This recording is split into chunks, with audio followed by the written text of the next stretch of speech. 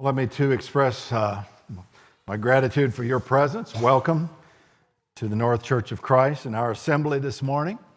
We're happy to have you here. If you're visiting with us, please feel like you're an honored guest, and we'd love to get to know you better when the service is over. So please hang around for just a few minutes and let's get acquainted.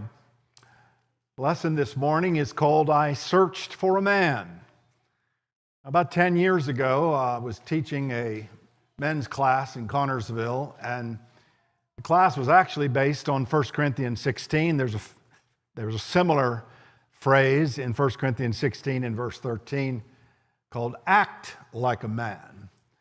And I love the King James Version. In that particular instance, it says, quit ye like men. It's just a cool phrase, quit ye like men. And so we developed a semester-long lesson series for men on Act Like a Man. And this was one or two of the lessons from Ezekiel chapter 22. So the lesson is not focused on the political movements that are going on in our country right now, although those do need to be discussed. The Bible does talk about those issues. And it's not talking about the macro societal issues of patriarchy versus feminine culture and all of that, and that probably too needs to be discussed. This is talking about the lesson itself, when we get out of the context. But the lesson itself is about an individual person. What is it that constitutes manhood? So let's read the two verses that this lesson is taken from, and then we'll talk a little bit about Ezekiel. I searched for a man among them who would build up the wall and stand in the gap before me for the land, so that I would not destroy it, but I found no one. Thus I have poured out my indignation on them. I have consumed them with the fire of my wrath. Their way I have brought upon their heads, declares the Lord God. The book of Ezekiel is a fascinating book. We need to take the time to study it one of these days. At North, we had a almost 6-month-long study of Ezekiel. It's about 50 chapters, so you can't do it in 13 lessons, just impossible. But the book of Ezekiel is a fascinating book about the late 7th century BC and the nation of Israel, as part of the nation had already gone into captivity in Babylon. The nation had already divided, and the northern kingdom had been disintegrated by Assyria 100 years before. But now the little nation of Judah was all that was left, and primarily the city of Jerusalem. Daniel and his faithful friends had already been taken captive by Nebuchadnezzar, and Ezekiel also was in that crowd because he, a contemporary of Jeremiah, was actually in Babylon while Jeremiah was still in Jerusalem. Both prophesied contemporaneously along with Daniel. Daniel was a contemporary of both of these men, and Ezekiel is looking at things from the perspective of being in captivity and prophesying to these people who are in captivity, but most of the nation, at least up until about the 30th chapter, most of the people are still in Jerusalem. The final captivity has not occurred. The final battle has not occurred. So there are many, many people who are in Babylon who think they're only going to be there for a short period of time. And Jeremiah and Ezekiel both disabuse them of that in later chapters. But Ezekiel chapter 22 is a pivotal chapter because in this chapter, God tells Israel from Ezekiel's mouth that there's no one left. There are no faithful people left in the land that are going to stand up and be counted to defend the land. So Judah is going to be invaded. Jerusalem is going to be captured. And the temple is going to be burned and ransacked, and all the holy articles carried off by Nebuchadnezzar within 10 years. 2 Chronicles 36 and verse 14 summarizes this period of time during the reign of Zedekiah, the last king of Judah. All the officials of the priest and the people were very unfaithful, following all the abominations of the nations. So chapter 22 tells us what does not constitute manhood. And there's a series of things that we could talk about, but I'm going to pick four. And so by kind of looking at the negatives that Ezekiel brings out, we're going to see what the positives are, right? What does God want in a man? Well, we're going to discuss four characteristics of manhood that Ezekiel talks about in Ezekiel chapter 22. We're going to talk about courage. We're going to talk about love and respect for the holy, things that are holy. Love and respect for life. Love and respect for what is yours, and maybe as important, maybe more importantly, what is not yours. It's not yours. Courage. You know, it takes a lot of courage to stand in the gap. What does that mean, stand in the gap? What it means is that nobody else is there. There's a gap. It's a military concept, of course. There's a gap in the line. There's a hole in the line. It needs to be filled. Will you fill it? Can you fill it? Do you have the ability, the power, the energy, the courage, most importantly, to fill that gap, to stand in the gap? And of course, metaphorically, what we're talking about is the gap is to face the enemies of God's people, to face struggles and trials and the dangers that occur regularly in our life. Do you have the courage to do that? When I think of courage, I immediately think of the young man David, right? He was a young man. He was not a baby, and he was not an infant when these events occurred. We know that. Just read the context of the story in 1 Samuel 17. But he was a young enough man that when the giant Philistine Goliath taunted the armies of God, and while other men cowered in fear, David wanted to go up, and he approached King Saul. Well, he approached his brothers first, and they said, "Get on home, you little runt. What are you doing here, snooping around? Go back to your sheep." And so David went to Saul, the king. He said, I'll face this evil man. And Saul said to him, "You are not able to go up." And David replied in that paragraph after Saul's response, "Your servant has killed both the lion and the bear, and the uncircumcised Philistine will be like one of them, since he has taunted the armies of the living God." Wow. And we know the rest of the story.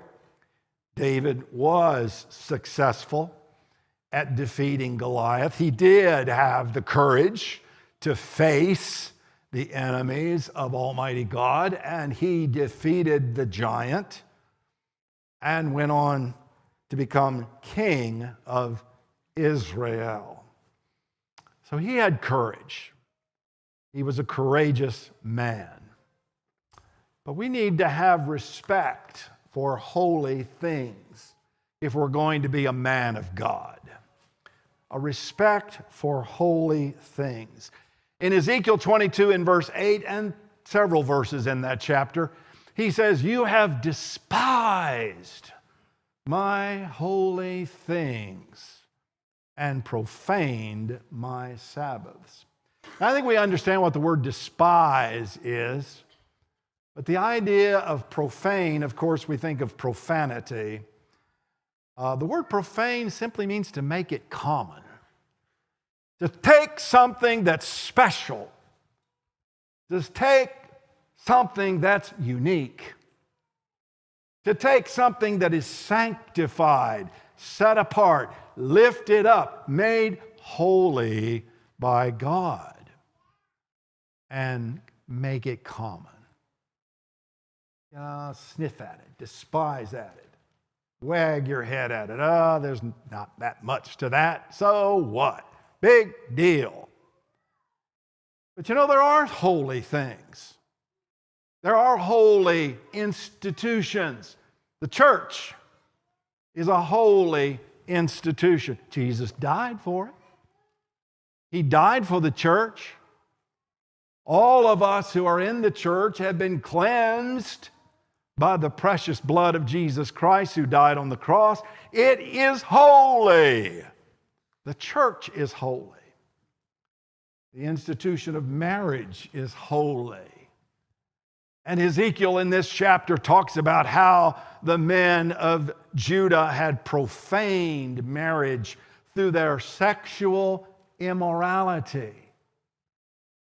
Fornication, sexual intimacy before marriage, profanes marriage. It makes it common. It makes it of little effect. It doesn't raise it up here. It lowers it down here. And of course, adultery, sexual immorality while married, being intimate with somebody else, is profaning the institution of marriage. But with respect to the church and with respect to worship, I initially think of Leviticus chapter 10. I know we hear that story often. That's why I'm using it, because I've only got 30 minutes, so I've got to hurry up here. I've got to tell you things that you may be familiar with. And most of us, I think, familiar with the story of Leviticus 10. Leviticus 10 may very well be the very first time that sacrifices and incense are being offered by the Aaronic priesthood under the Old Covenant. Because the instructions have been given, not only in Exodus, but also in Leviticus. And so now the sons of Aaron, Nadab and Abihu, are going to make these offerings. And the text of Leviticus 10, if you read the rest of the chapter, seems to indicate that these men were drunk. They were inebriated. And they were approaching the throne of God in an unsober condition. And as a result of that, they offered strange fire that God had not commanded. God was very specific about what he wanted in offering to him under the Old Testament system, and Nadab and Abihu broke it. They offered strange fire that God had not commanded. And God says to Aaron and he says to Moses, after they have been struck dead, "By those who come near me, I will be treated as holy." So coming into the presence of God and doing something that's different from what he has asked for, something that is strange, that he's not commanded, God says, "You're not treating me as holy." And he went on in that chapter later on in verses 8 through 11 to say to Aaron, "Make a distinction between the holy and the profane, so as to teach the sons of Israel that all the statutes which the Lord has spoken."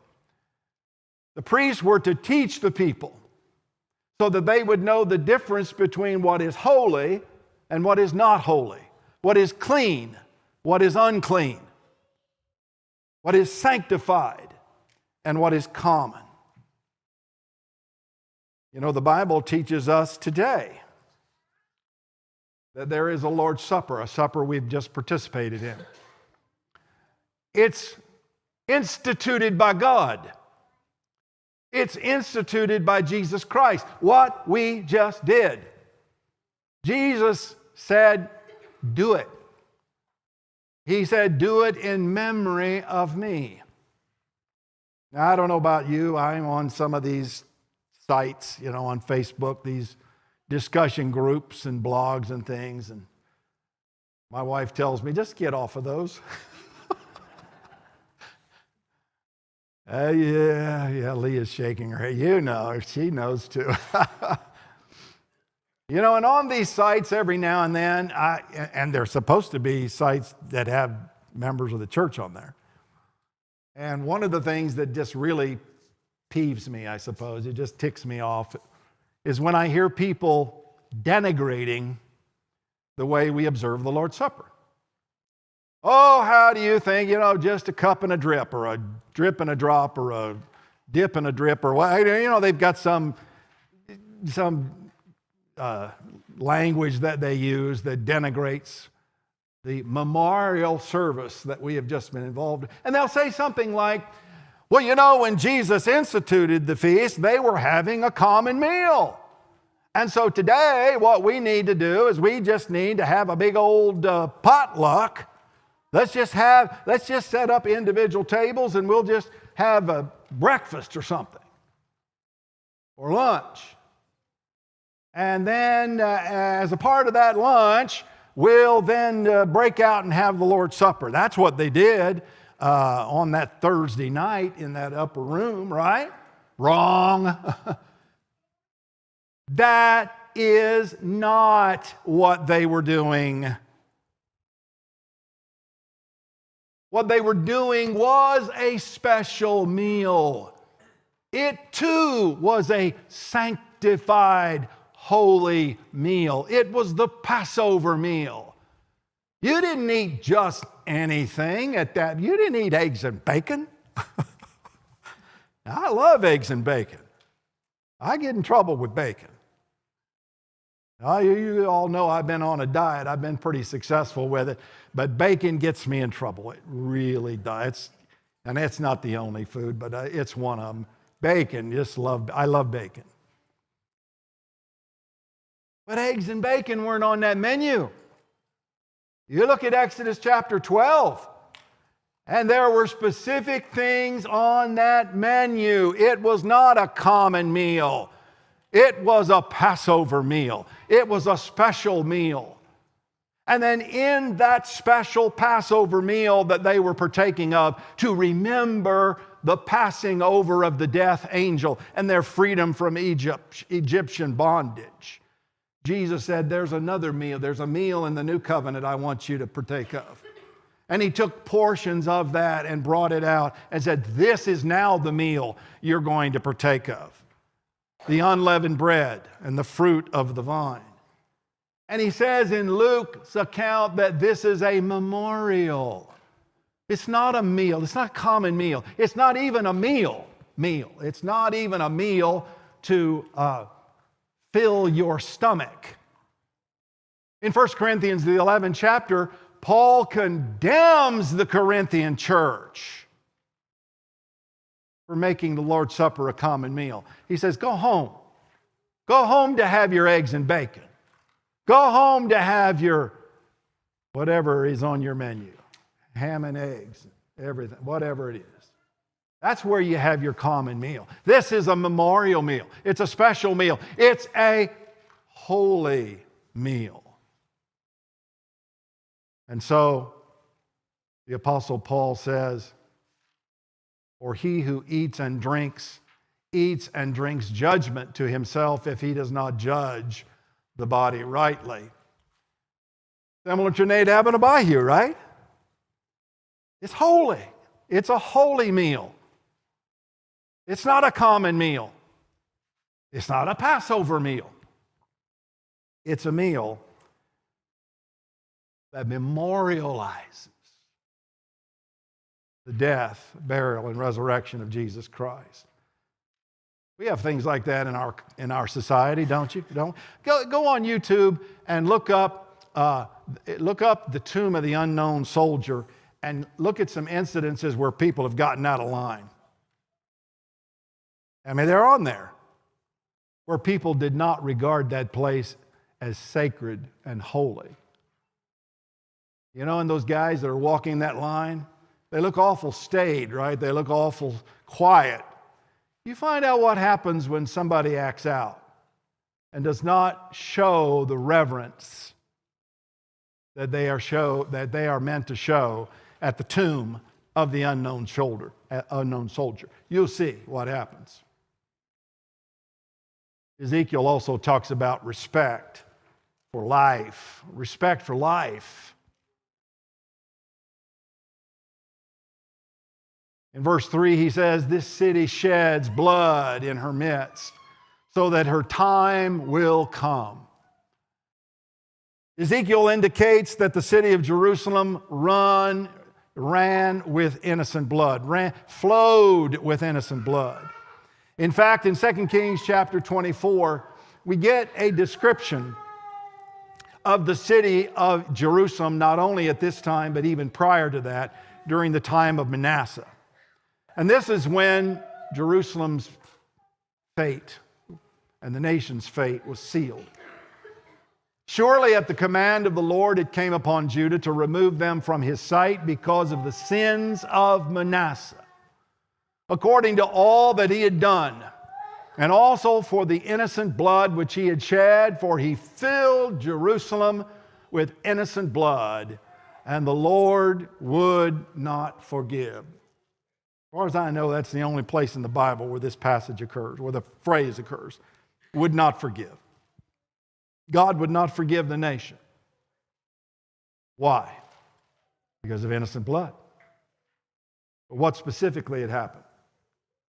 During the time of Manasseh, if you search back into his history, you'll find that at no time, he reigned for over 50 years. At no time in the nation of Israel had child sacrifice to the god of Molech been more prominent. They sacrificed little babies to their idol god. And that is how Manasseh filled Jerusalem with innocent blood, and it was still going on in Zedekiah's day. A lot of times we think of this guy right here, Adolf Hitler, as one of the mass murderers, the shedding of innocent blood. And we think of how despicable he was. But he's not number one. Various Marxist, Leninist leaders, communist leaders, have murdered over 64 million people. Genghis Khan, 56 million people. Mao Zedong, 34 million people. Joseph Stalin, 19 million people. Adolf Hitler comes in fifth at 18.5 million people. But you know who's right up there with him? We are. The United States of America. This is just the United States. This is not the world. This is just the land of the free, home of the brave. This is just the United States, and it's only since 1973. Now that number, maybe you can't read it, and so I'll spell it out. 63,459,781 abortions since 1973. By the way, you know, people that are being aborted, they are human. I mean, I don't even think that's an issue anymore, right? Now that we have all these scans and ultrasounds and all that kind of thing. I mean, early on, I remember it. There were people actually suggesting that fetuses were not human. I mean, what are they if they're not human? I mean, but they were kind of a blob or whatever. And now we know how early that children even have a heartbeat and what they look like now. We know what they look like. The blood has flowed in this country since 1973. We in this country in just 50 years have shed as much innocent blood as the most heinous mass murderer in world history. Just think about that. Respect for life. Proverbs 24 and verse 11 says, "Deliver those who are being taken away to death, and those who are staggering to slaughter, oh, hold them back. If you say, 'See, we did not know this,' does he not consider it who weighs the hearts? Does he not know it who keeps your soul? And will he not render to man according to his work?" Pray for the unborn. Do whatever you possibly can to save the lives of those people being murdered by these bloodthirsty savages that advocate for this heinous action. God sees, God knows. But respect for yours, that needs to happen too. Respect for yours and for what is especially not yours. Because in verse 29, Ezekiel says, "The people of the land have practiced oppression and committed robbery, and they have wronged the poor and needy and have oppressed the sojourner without justice." You know, what we're talking about is we're really talking about coveting. The 10th commandment. Actually, and it's the commandment that Paul had problems with, if you read Romans 7. "You shall not covet your neighbor's house. You shall not covet your neighbor's wife or his male servant or his female servant or his ox or his donkey or anything that belongs to your neighbor." You know, it was a problem then and it's a problem now. People that are not satisfied with what they have and what they've been blessed with tend to look at someone else and covet or be jealous of what they have. And when they're not satisfied with what they have, they tend to discount it and they don't treat it properly. I'm going to tell you a little story. When I was a landlord back about 30 years ago, I was a landlord for about 5 years. And I got to where you always try to get little tricks of the trade. Who should you rent your property to? Because, you don't want to rent somebody and then 6 months later you got to rebuild the place, right? So what I would do is I would pull a little trick. What I would do is I would fill out all their paperwork and I said, "Well, let me go to the car with you and we'll talk on the way." And I would go to their car and I would kind of look in and I would take a look at what was in their car, right? And see what kind of condition it was in. Okay, now I'm not talking about surface dirt here. Look, I had a neighbor 3 doors down. You remember the Reeb Summers, right? The Reeb Summers. And he would wash his car like every other day, right? I mean, wow. I mean, just, Gary was his name, Gary Reeb Summers. And it was spick and span all the time. He really cared about that car. But anyway, and so I'm not talking about surface dirt. I'm talking about filth. I mean, I'm talking about dirty, filthy, just stuff that you just kind of cringe, when you see that. And, I learned that if somebody's willing to let their own property get in that condition, and they won't put a vacuum to it, they won't pick stuff up. It's like a week old week old McDonald's fries and stuff just laying all over, just garbage, right? I mean, if they will do that to their own property, what do you think they'll do to mine? So I didn't want to rent to those kind of people. No, no, no. You have to have a respect for what is yours and a respect for what is not yours. Now, Brother Lewis, in the class the other night, I don't know if you, and I hope I'm not going to cross any lines here with him, because he said it publicly. He said he had a Chevy truck that he was willing to lend out. I don't know if he wants to stand by that or not, because, you know, when you're lending out your truck, and I'm sure he's done it many times, see, the problem is that when you borrow somebody's truck, you better remember that it's not your truck. It belongs to somebody else. And you better bring it back in better condition than you borrowed it. In other words, if I had a full tank of gas, then you better bring it back with a full tank of gas. And if it was in pristine condition when you borrowed it, you need to bring it back in pristine condition. I know that sounds simplistic, right? I mean, that sounds kind of silly. But that's the attitude at heart of what is going on here. When you don't respect what is yours, and more importantly, what is not yours, you're going to tend to covet, and when you covet, you are going to do things that are not good and not right, and these people were responsible for that kind of action.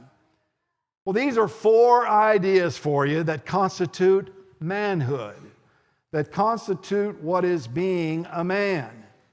We need to be courageous. We need to respect what is holy. We need to respect life. And we need to respect what is ours and what is not ours. And when we do that, we will be on the way to being the kind of men and the kind of society that God wants us to be. If there's anyone here this morning that needs to render obedience to the gospel of Christ, you need to change your life, you need to get your life in order, there's time to do it. There's time to do it right now. Ask for the prayers of this congregation. Be baptized in the waters of baptism if that's what you need to do. You have the time now. The door has not been shut. As we talked about in our Bible class this morning, the door will eventually be shut, and you won't have time to do the right thing. But you have time to do the right thing now. So if you're subject to the invitation of the Lord and you need to come, please